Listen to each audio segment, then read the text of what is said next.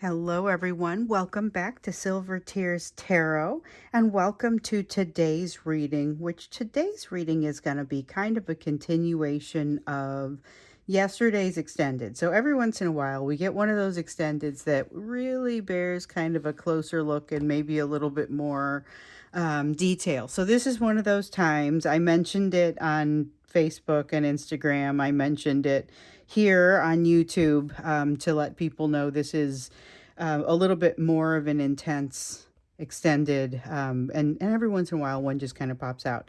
So we're going to look into it. We're going to look a little bit farther into that energy and just kind of understand a little bit more about, I guess, what's happening there and what you need to know about it. Address some direct questions that came in. It'll be a general reading, though, for this collective. So if it does resonate with you, then you might want to think about hitting like, hitting subscribe so that you can stick with me, and we'll go ahead and get started. Also, make sure you catch up on the other readings because these are all very much connected.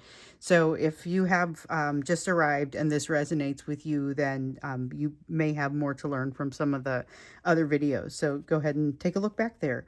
Okay, so we're going to be working with the Urban Tarot today and the Black Tarot. I'm going to use the Urban Tarot as my main deck, and we're going to go ahead and start with the energy that's happening between the two of you, heavy on their side, and with a just an undercurrent of kind of that energy that's out hanging in the air, the energy that's just kind of out there. Ooh, just threw a whole bunch of cards up there, but we're not supposed to take any of those. All right. Sorry about that. I don't usually throw the cards around. These are a little bit bigger. They're a little bit bigger, so sometimes I think they might potentially slip out of my hands. They're such a great deck. It's worth it. Okay, so we have the Mage. This is an energy of making things happen, manifesting things. Things that may seem very difficult, but that are very rewarding afterwards. Immediately, my mind went to something physical. So I like to do yoga, and one of my favorite poses is the Warrior Three. Now, you don't start with that. I mean, you work up to it. Even in your workout, you warm up before you get to one of those types of poses. But it's one that even on a great day where I just feel physically great, I have to manifest that pose. If you're not familiar with that one, I would recommend looking it up, and you'll kind of see. Here's why that could be challenging in a couple of ways. Different variations on that one, but it feels like this is the sort of day where you manifest, and this is their energy as well. Like I said, heavy on their energy, but it's worth it. It's something that afterwards it feels like it pays off. Okay, so we also have the sense of change. We have a sense of change, of understanding what's within the self. Now, note that this person is sitting in front of a mirror. They're exercising in front of a mirror. They aren't looking at the mirror, but that concept of kind of working on something simultaneously with a mirrored twin, so that concept is out there. The concept of having the split within the self, or the split across the soul. And so some of you are subscribing to a twin flame theory. In that case, this would be incredibly indicative of that kind of thinking. So we've got the Four of Swords. This is a healing energy. It's a healing energy, but it's kind of, it has this sense of something that you just kind of, there's danger inherent, but it may or may not actually manifest. The danger itself may not manifest. So it could be a matter of you could get through this without there being a disaster. I am immediately brought back to yesterday's reading. So yesterday, remember, there was this sense of triggering, this feeling like this relationship sort of helps to support them as they move in whatever direction that they need to move in, which sounded really sweet. But then we got in a little bit deeper and we saw when the going gets tough, they have this tendency to control, and they definitely want to appear very much like they are in control of the situation, even though they're feeling less and less in control, which this is where the extended kind of took off, where we saw some very tendencies that would also be shared with the behavior of a narcissist. Okay, so it was kind of the full-blown cycle with the love bombing, the hoovering in, the love bombing, the things being kind of, after a little while, going a little bit sour, and then things becoming difficult, and then they kind of jet. They sort of There comes a part where they discard. I mean, it was the full cycle in this communication because we asked the nature of what was likely to happen in the communication. That's what the extended was about. And we got that. And it was just kind of like, hold on, I thought this was going to be a better vibe. Here's the thing, though. That doesn't necessarily mean your person is a narcissist. What it means is some of their defense mechanisms have some things in common with that of a narcissist. So let's see. We've got the hermit. Constantly seeing the hermit pretty much ever since early March. Telling you and your person, but mostly your person, to go into the thinking cave to seek out some wisdom that would be coming from the inside. At one point, there was kind of a recommendation to rely upon that internal wisdom and to set aside the wisdom that comes from the outside and kind of really focus on the internal, not to discount the external. So we've got the moon. Okay, so the moon is talking about a little bit of it is kind of there's this new, remember we had a reading a couple days ago, I think it was, about shiny energy, something about squeaky clean energy. And this moon energy kind of has that to it, but it also has a sense of illumination, a little bit of illumination, not like the type of illumination you get with the sun. So it's some of the information. I feel like it's some of the information, particularly around this healing, around this kind of change. And this is really, this change with the mirror is really about kind of a balance. It's creating a balance between two sides, or two opinions, or two, it could be two people, but I think in most cases it's really internal. It's creating some internal balance that has historically not existed, partially because of a need to adjust some values or to update some values.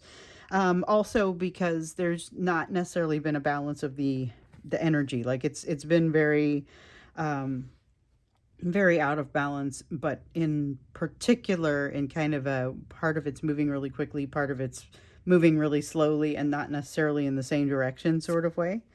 So we've got a 10 of cups here. The thing that concerns me, and this is what showed up yesterday, was kind of that inability to make something good out of this communication, because I think we've been a little bit spoiled by those communications that are maybe they're a little bit of a botched apology, but they're maybe not the end of the world. And in a lot of cases, there have been some reasonably positive interactions, even though maybe some of them have been relatively short.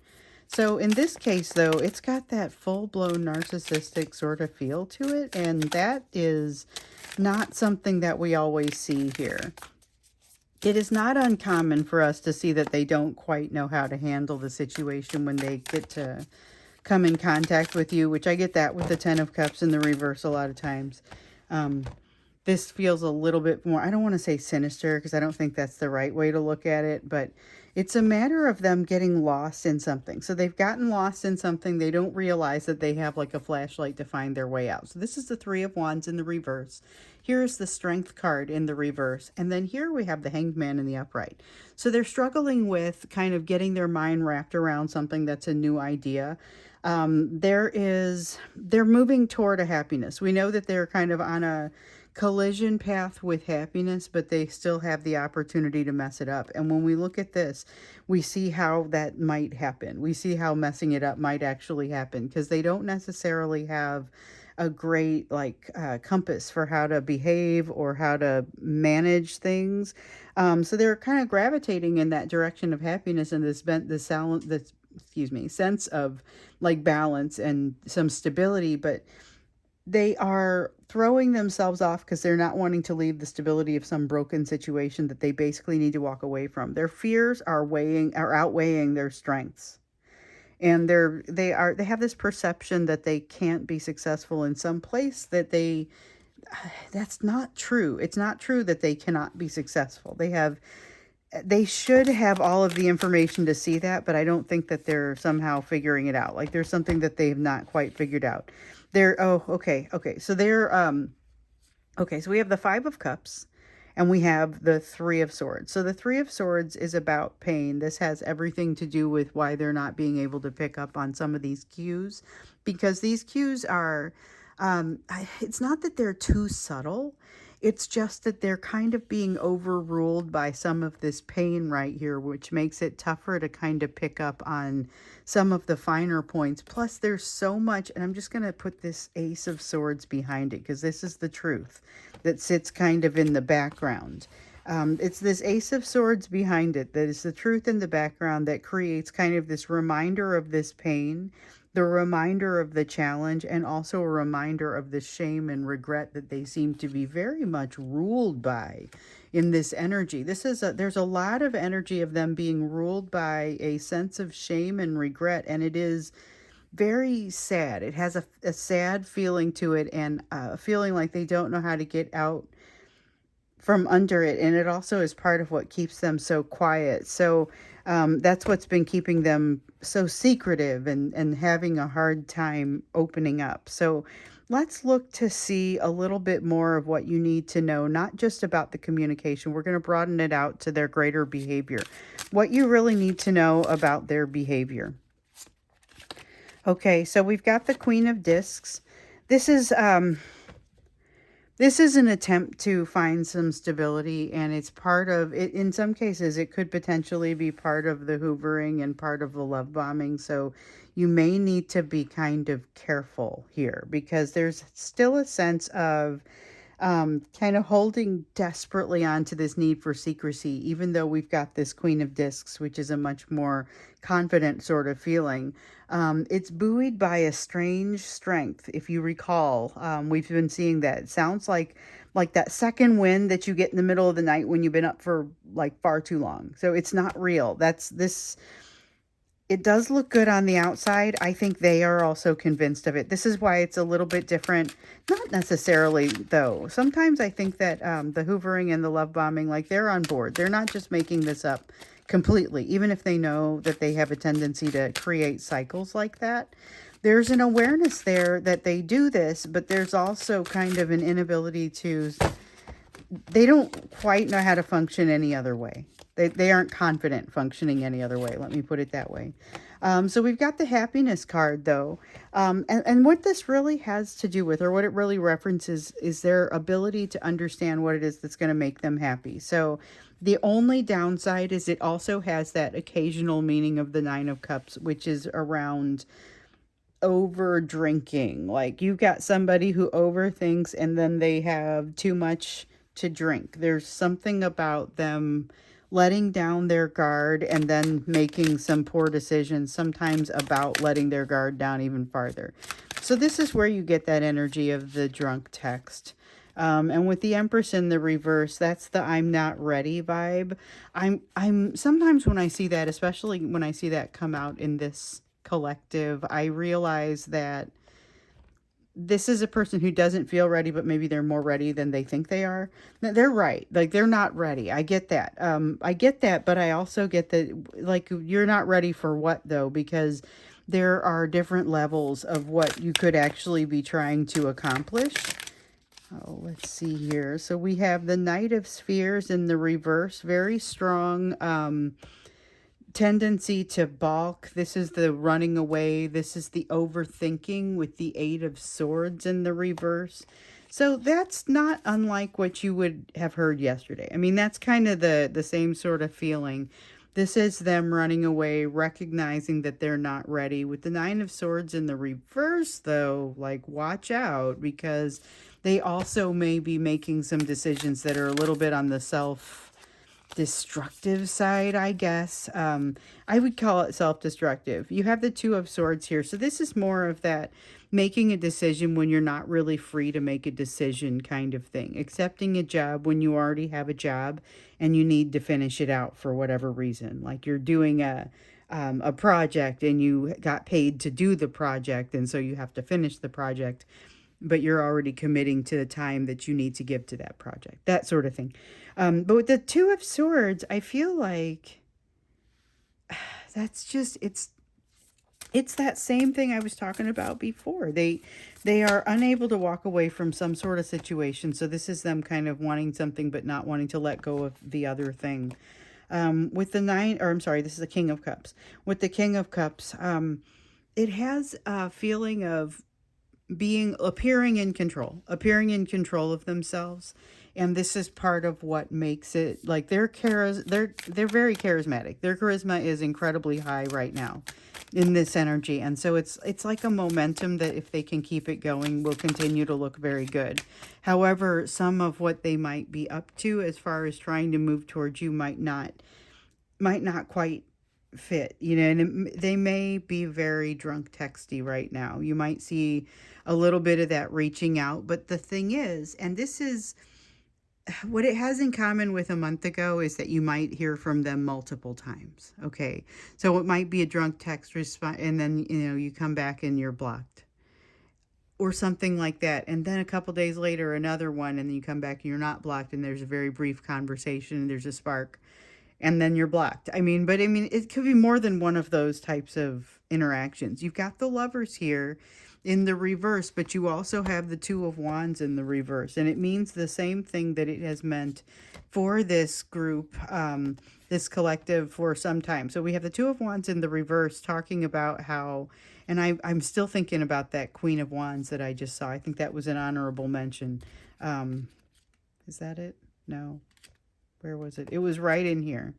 And I think I may have just gone past it. Yeah, it's this Queen of Wands right here. It is an honorable mention, and it is very much about the passion that's in the background that's driving some of this behavior. Just a reminder that it's not completely just the desire for attention or the desire to feel better or the desire to feel less pain that drives them your direction. There's also this attraction that plays into it as well. But they haven't resolved some of what they need to be able to resolve in order to make this work. So in some cases, you've got a person who has a third party, when that third party is like a parent or an aunt or someone in their family that doesn't approve of something about your relationship. So maybe there's an age difference or something like that, and they don't approve of it. And so your person was raised to believe that age differences, age gaps were a problem, but they now realize they no longer believe that. So that incongruency is represented here by this Two of Wands. And the thing is, it's something that they've been working on, but it's not something that they've worked out. They feel like they don't have choices as a result of this. So that Two of Wands and the Lovers card, both in the reverse there, are very much intertwined. They feel like they don't have choices with you because of something. And the one that I used with the ants and the age gap, that's just an example. It's something, though, that they can't get figured out. They can't get right with it. So they have the Hierophant in the reverse. Here is someone who is now rejecting external input for some reason. But they are doing so out of maybe not all the right reasons. So there's a strong sense of that self-destructive energy. Definitely feeling that. With the Chariot, though, I feel like they are impulsive. So we talked a couple of readings ago, I don't remember exactly when it was, about impulse control and a lack of impulse control. That energy is back again, that sense of just kind of being able to move forward with something even though they're not prepared. They understand that they're not prepared. They still hold a lot of fear that really holds them back from being able to make a proper decision. They haven't finished realigning their values. There's a lot of noise in their head that needs to be worked out. And this is part of it. This is a lot of the resistance that they have to even new ways of thinking. However, there is change happening here. I feel like it's kicked off a little bit by this Hanged Man over here. That energy of that Hanged Man feels a little bit like that. This change is something that provides a new perspective for them, but they can't really use it just yet. So this, whatever's happening here, I think draws their attention to it in a different kind of way. But it's not, they have a hard time catching up. So there's so much happening. There's so much that they feel like they're kind of almost getting run over by, or overwhelmed by these lessons as they're coming in, and they're thinking, okay, I thought I learned something last week, and then this week when I try to apply it, it doesn't work. And it's because the nuances, they haven't learned something about some of the nuances that would help them to better navigate the situation. And it's a frustrating place for them. So what you're seeing is the response to that, but you're seeing it all kind of out loud. And so that's why there's a tendency toward communication right now. even though there's a lot of them holding back and trying not to because they do know they're not ready. But then we see a lot of them wanting to reach out, do this communication. It creates this narcissistic cycle, and you're seeing kind of why, but also a little bit more about their behavior here. Um, I think, though, when we get into the extended, we're going to look a little bit more into third party energy. So I have a couple of reasons why I want to do that. So at one point, one of you asked, you talked about a shared reading and you talked about a new soulmate coming in. Are they going to have a new soulmate coming in too? And I think in some cases the answer would be yes, but I also don't think that all of them are romantic soulmates. So just like you, I think some of these soulmates that are coming in may be more on the platonic side.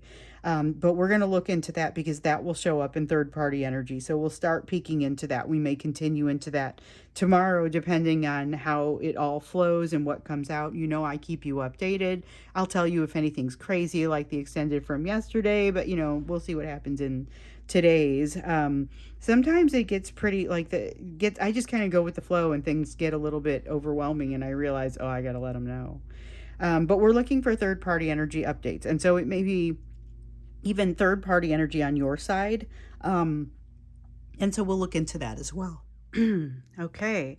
So before we get into that, though, we want to look into the you portion of the reading. So we're going to do, I've been starting to call it the you portion of the reading. I think it's starting to stick, but we used to do these entire you readings, and now I realize we should just do this every day because this collective is so very involved in your own healing. You're very invested in it. There is a sense of being a little bit like you've gotten to a point where you're full up on some of these changes that are happening. And so it's a matter of looking at where you are right now. That's the message that comes with this, looking at how far you've come, looking at how well things have gone for you. Not necessarily that you just want to only focus on the positive, but just acknowledging that you have made some really great progress. And I know from talking to those of you who get your personal readings through me or just the notes that I receive from you, I see that growth. So I am in no way surprised by that. This Seven of Wands kind of puts you in a position, or it shows that you're in a position to really benefit from what you're doing and what you've been working on. So you've got a Nine of Pentacles in the reverse, though, which says you've got a little bit of a test coming up. If you haven't experienced it already, a little bit of a test of your lessons. How far have you come? What have you learned? Where do you maybe still have some edges to take off? It looks like it is an experience that is similar to one you've had before, and that's where you get to maybe make the comparison. So if you went through this experience before and you realize that you still had some rejection issues and you see this come back, could be a work thing, but you see it come back and you realize, I still have some rejection issues to work with here. So here comes the Four of Wands. This is about stability, but it is about utilizing the stability of your own core bearing, like what's inside of you rather than the ground that you're standing on. It's about using your own balance and your own stability instead of thinking about the foundation as the thing that you are standing upon. And more of it being your own base. There is more of this talk or this feeling of ending a cycle and moving into a new direction. So when we end a cycle, we don't necessarily, when we end a cycle, we don't necessarily just walk away and that's it, we're done, there's nothing else here. We move into a next cycle, whatever it is that we're going to be doing next. We see with the Ace of Spheres, this is a relatively big area of growth that's open to you, and it feels just exceedingly positive. Yes, very positive. It's got a feeling of something that it's good when you're walking into it. You know that you're doing something good for yourself. You may find that you're cutting yourself short a little bit from the communication standpoint realize that this could be a little bit of emotional scarring that has come from this situation with the divine masculine, and realize that, yeah, you're still going to maybe be working through some of the lessons that are associated with this relationship. But that doesn't necessarily mean that you can't go on and have other experiences. You do have the Empress in the reverse, which says you're going to be able to, it echoes the message of being able to see the edges of your healing. But what's different about it is with this Wheel of Fortune energy, you have a very strong tendency toward being able to absorb change right now. So everyone finds change some level of challenging, and different levels with different people. Sometimes it's just, okay, now I have to learn new things. Sometimes it's really all encompassing, and it can be anywhere on that spectrum, just kind of depending on what's happening and where you are with your life at that time. So with this though, I get the sense that you have enough perspective in today's energy to be able to look at this and say, I understand what it looks like when I'm having a bad day. It doesn't mean that I need to stop moving forward. It does mean that maybe there are some things that I need to kind of work through. With this new perspective, all of a sudden things start to get easier for you. I would just say that. Now, with the Queen of Swords in the reverse, though, there is something about this where, like, you are just, you know that you don't need to be in a rush. There's no need to be in a rush about things. It's like some part of you has really begun to embrace the concept of when things are when they need to be a rush, and when you might be imposing a little bit of that on yourself or allowing others to impose unnecessary rush on you.